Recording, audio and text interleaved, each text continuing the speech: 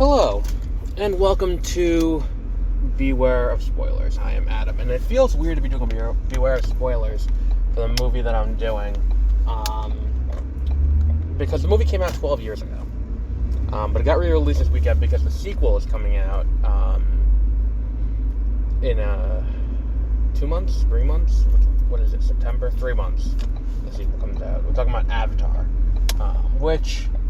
There were very few podcasts around when Avatar came out initially, back in 2009. I was in high school still, actually, when Avatar came out. And I actually saw it in the same theater that I saw Avatar in the first time, when I went way back all those years ago to see this movie. And I remember up until recently, I would say, including now, saying like, oh, the movie feels derivative, the movie is, I've seen this before, it's Dances with Wolves, it's Pocahontas, it's Fern Gully, it's, I don't know, Dune, it's any number of other, movies where, like, you got this guy, there is some kind of colonialism happening, and you have a guy who's going to go in to learn the ways of the people, and then overthrow the people who he came with. He is, Jake Sully is John Smith in Disney's Pocahontas, not real life John Smith. He is Paul Atreides. He is, all of these other characters, and whatever the fuck Kevin Costner's name was. And it's just the thing that I remember, and maybe it is to an extent being that, I was in high school when the movie came out, and looking back, I'm like, definitely part of my, I don't want to say vitriolic hatred for the movie, but performative hatred that happened for the movie back then came from the fact that the movie did, it was popular. It is that anti, the contrarian view that has subsided with age, considering it's been 12 years. I don't quite have the contrarian. Some might argue I've gone the complete opposite direction, and now I mindlessly love everything that everyone else loves. So, looking at, what this movie is, and the thing is, I think part of it is, too, that criticism about it being, all of these movies about colonialism, is that, and I think that I was inclined to agree with it because of the fact that when you say that, oh, it's just this, it's easy to dismiss it. It's easy to look at it and be like, oh, okay, it's just telling this fictional story. That's not who we are anymore. We aren't, we aren't going to go out and, we aren't going to go out and do these things to the natives if we found a new planet. And I don't know if it's just the 12 intervening years, either, learning something about world history or seeing what the world is, what the world is now, all this time later. And it is kind of depressing that there is nothing about this movie that is less accurate than it was when this movie initially came out. If you sit down and watch this movie today, it will be fundamentally everything it says about humanity still stands. And it's an interesting thing to look at, that we have not changed in 12 years. If you'll hold on a second, I do have to get gas, so I'm going to put this on pause while I get gas, assuming there's a place for me to fucking pull in and get gas, because this gas station is packed. Which is ridiculous, because, gas has been down this low for a bit now. So it shouldn't be a surprise that you can get it for this small amount of money. Fuck, I can't get it. Can I get it? No, I can't. Fuck me. Alright. I can't get it close enough. Okay, so not getting gas there because I can't get into the thing to do it because the gas station is packed and son of a bitch. I'm gonna be stuck here all day. Okay, so that didn't happen. So, we're back on the road again, going to another gas station. And you would think there's a run on gas or something, but no, gas prices have been around the same price for a little bit. Back to Avatar, because I am going to get lunch, too, because I forgot the movie's fucking 3 hours long, and that's not including the post-credit tag they tacked on to this re-release. Oh, son of a... Why is every line... Well, it's also 3 o'clock in the afternoon, so maybe that does explain why the line is so long to get into the McDonald's drive-thru, but whatever. Maybe it is just me, but I do still get headaches from... this could be lack of caffeine, or it could be... what's it called? It could be... what's the other word I'm looking for? It could be that 3D glasses. I tried it in 4DX. So I figured if I'm going to... I figured if I was going to see the movie in a theater, again, because I haven't seen the movie in a theater. Let me walk us through my experience watching this movie and how many times I've seen this movie. I watched it initially in theaters in 2009 or early 2010. Then in 2010, I want to say it was, I watched it again. It was late. It was Halloween. It was either Halloween 2010 or Halloween 2011. I watched it again. I remember that specifically because I was answering the door for trick-or-treaters a decade ago. And I was doing that while I was watching the movie. And I saw it then. Then I watched it again in college. So 2015, and I haven't watched it since. It's been 7 years since I watched the movie. I did forget how long this movie is, completely. Because it is a 3-hour long thing. And I saw it, because I saw it in 4DX, I figured this will add something to the experience. And I don't know if my theater-going experience is accurate across all theater-going experiences. In so much as I don't know if seeing this movie this way, and in my 4DX screen, I don't know if it's accurate for all 4DX screens. I'm only speaking to the one I went to. It's a strange experience because it is attempting to be immersive. Like, you can tell it's trying. It is making every attempt to be like, you are in this world. So it's like smells coming out at you, and there's these little jets on the armrests. But, like, problem number one is the seat isn't very comfortable. It's not like, and the thing is, too, at this point we're kind of accustomed to being able to recline when you're in a movie theater. But because of how the seat moves, it's kind of like being on, if you've ever been to Disney Soarin', it's very much like that, where it's like your seat can rock and move and do all these things in tune with what's going on. And it's going to shoot stuff up in your face. But, like, so it's designed to do that in sync with whatever's happening. So, like, if there's, like, a giant mech, which, by the way, the mechs in this movie are fucking ridiculous, and I love how ridiculous they are, because, like, you sit there, and there are these giant fucking robots that have these giant guns. Like, and then it's like in the third act where it's like you get, what's his name, the evil general dude who's like, evil general guy. He's in the mech, and it's like Neytiri destroys his gun. So, like, for whatever reason, they outfitted this giant mech with a knife for hand-to-hand combat. And I'm like, I want to know the story of what situation happened where they needed to have a knife mounted on it so it could use hand-to-hand combat. I want to know what happened there, because it seems like this is the first real time that they got into a real, like, war with the Na'vi. Like, I want to know how they determined that. And whatever. I'm just, it's one of those things, like, you watch it and you're like, it's silly, but it works, whatever. So there's, where was I going with that? The giant mechs which are ridiculous. So if you're walking with the giant mechs, the seats like move and vibrate in tune. Anytime a character gets thrown, wherever their body impacts, as long as it's behind you or under your ass, there is a pressure pad that moves with that.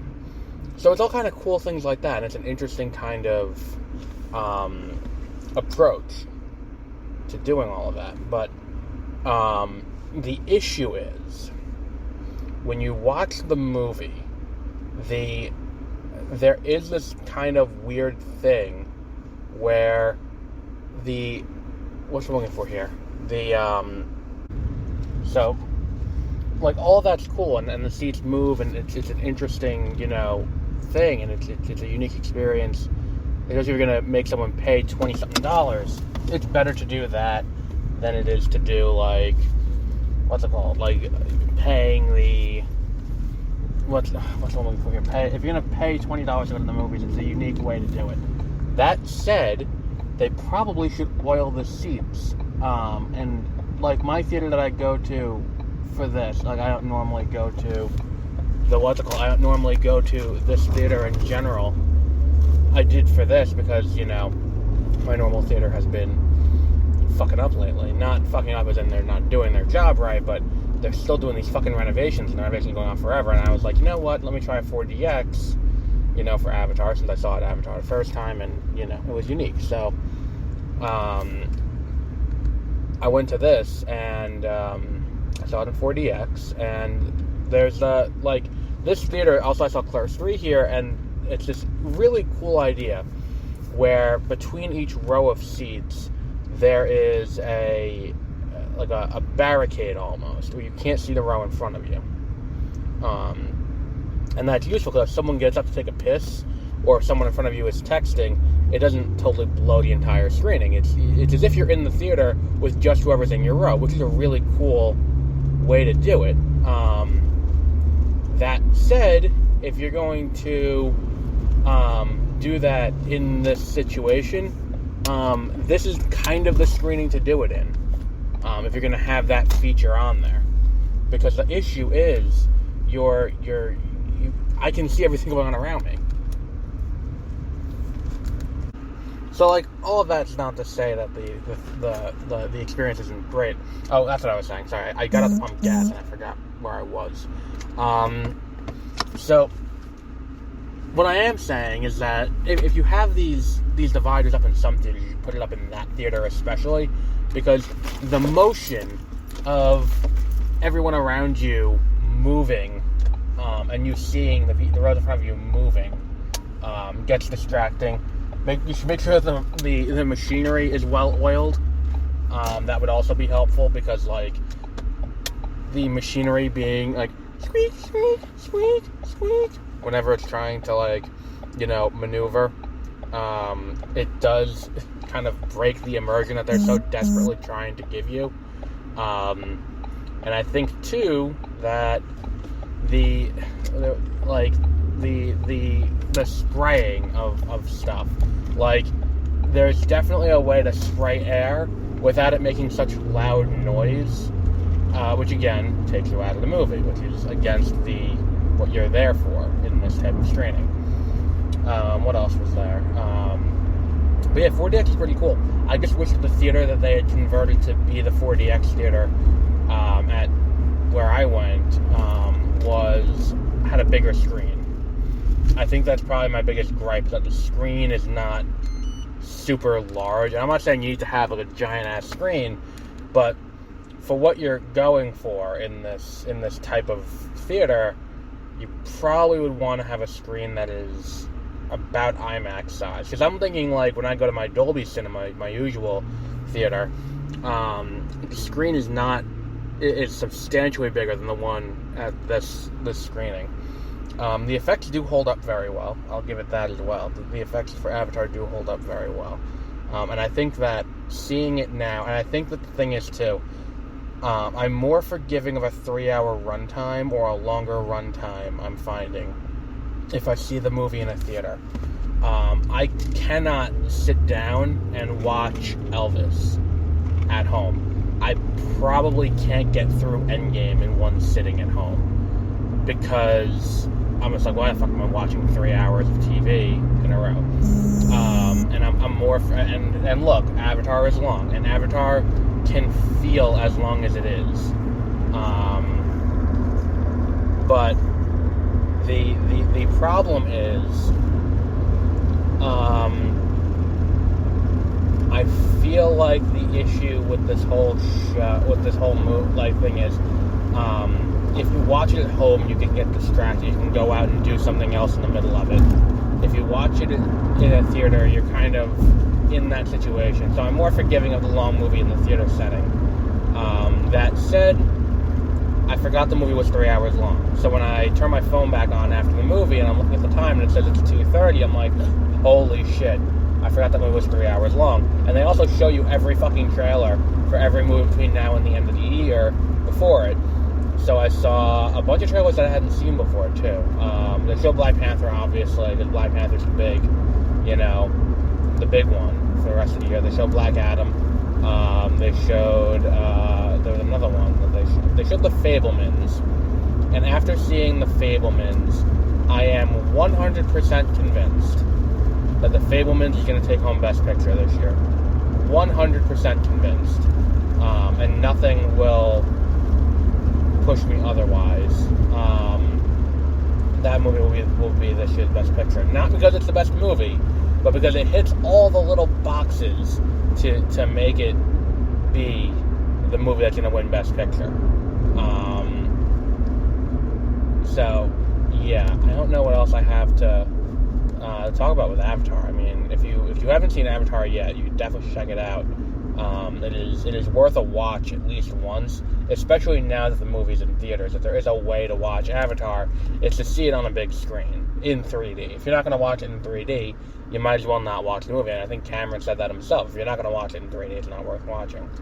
And I think that when we look at what Avatar was for its time compared to now, and I think that also goes back to the plot. Like, yes, the plot is simplistic. It's a very simple white savior kind of, colonialism plot. It's been done to death a million times. But for a movie like this, where you're not seeing it for the story or the characters or anything like that, you're seeing it for the effects. It is basically a very expensive, very long tech demo, where it's like, this is what you are getting excited for. We are making this, we are making this movie. So get ready, strap yourself in. This is what you're going to see writ large, and this is what the future movie is going to look like. And for that, you don't need to go too deep on the plot. And I remember being in 2010, Incensed. The movie was nominated for Best Picture. I'm like, that's fucking ridiculous. This movie shouldn't be nominated for Best Picture. It's not that good. But you know what? I think it's one of those things that, like, as you learn more, and not only that, but as you mellow out with age, you get less vitriolic about such things. I say, having just went on a slight rant about The Fabelmans, but it's one of those things where, this is Avatar: The Way of the Water. If we follow the Cameron rule of how movies are made, and how Cameron, specifically sequels, are made, this movie will be good, as good as the original, with some new groundbreaking technology, and then from here on out, they will not be that good. I think that is the way. Also, I remember seeing someone say that, like, the girl in the new trailer is meant to be, like, the little girl is meant to be a reincarnated version of Grace. I didn't see anything in this movie that indicated that, so maybe they just knew something that I didn't. Like, I don't see anything in this movie that indicates that Grace was brought back to life. I thought it was very much that, like, we tried to save her, it didn't work. That's at least how, they explicitly laid out that scene. But yeah, I mean, it is what it is. If you've seen Avatar, this is a good way to refresh. Like, I think that the point of this is to refresh yourself, because, and I think that Avatar was a huge cultural touchstone in 2009, and it was this big kind of watershed moment for movies, and that's all well and good, but there is the joke that goes around, name one character besides Jake Sully and Neytiri in, in the what's it called, in Avatar, and most people couldn't do it. And I think that the thing that kind of epitomizes this is when I watch the trailer. There's that sequence that happens where they are jumping on the rocks, and they're climbing these rocks and all of that. And I had completely forgotten the significance of that in the context of the movie.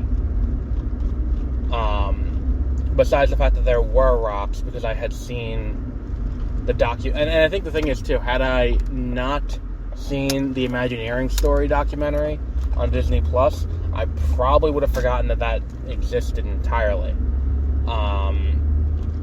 And it's one of those things where, like, you watch, this is going to be a great primer to get people back, on page one when it comes to what Avatar is and how it works going into the sequel, because a lot of people saw it. I don't think that many people remember it, besides, like, oh, it was really cool looking. And if that's all that you get out of the movie, then, that's a worthwhile experience in and of itself. But to sit here and be like, here's a sequel that we expect you to remember everything from this first one, I think that would be a misstep. So if you have any intention of seeing Avatar 2, and I think that I was less sold on Avatar 2 until I saw the tag at the end of this movie, and then I was like, oh, this is going to be something special. I think that's the real takeaway from this, when you see back to back what the remastered version of the effects from 2009 look like, and then they go, oh, and then here's a look at the next one, and you see how far the effects have come in 12 years, and you look at it with that, in that way, we're looking at the possibility that it's going to be something special come December. But until then, have a great rest of your week.